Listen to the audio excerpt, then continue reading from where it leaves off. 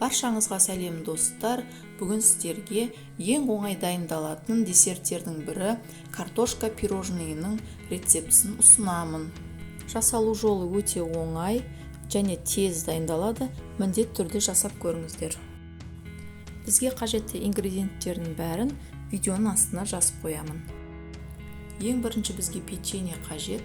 Бұл жерде қалаған печеньеңізді қолдануыңызға болады, тек қана салмасыз болу керек.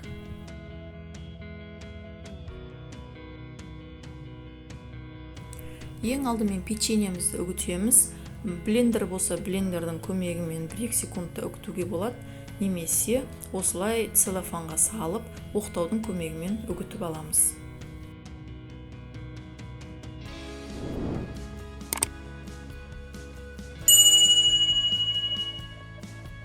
Міне біздің печеньеміз үгітіліп болды, оны ыдысқа салып қоямыз. Енді жаңғақты алып, целлофанға салып, оқтаудың көмегімен мұны да үгітіп аламыз. Үгітілген жаңғақты жаңағы үгітілген печеньенің үстіне саламыз. Ыстық сүтке қант ұнтағын немесе кәдімгі қантты қосып, жақсылап араластырып аламыз. Қантымыз еріді, енді үстіне какао ұнтағын қосып, қайта араластырамыз. Какаоны біркелкі етіп, жақсылап араластырып алдық, енді үстіне еріген майымызды құйып, қайта араластырып аламыз. Енді мұны үгітілген печеньенің үстіне құйып, қасықтың көмегімен жақсылап араластырамыз.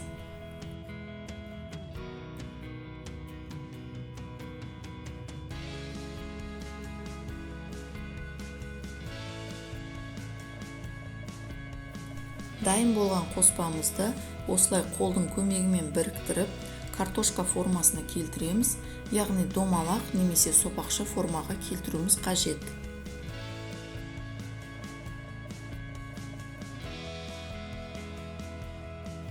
Енді мұны какао ұнтағына аунатып аламыз.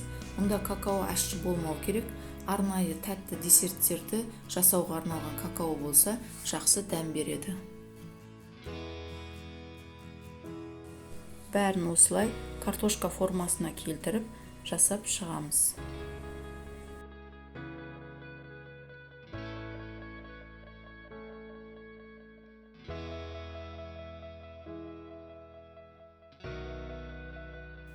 Міне картошка десертіміз дайын болды. Үстіне әдемілік беру үшін какао ұнтағын септім.